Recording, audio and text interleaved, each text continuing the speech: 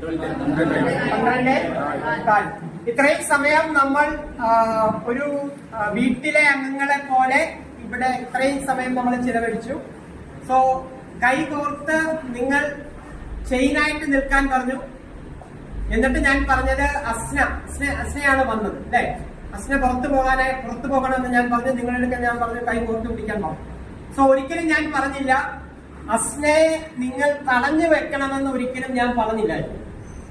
നിങ്ങൾ എന്ത് ചെയ്തു? അസ്നയെ തടഞ്ഞു വെച്ചു. നമ്പർ 1. ഓക്കെ.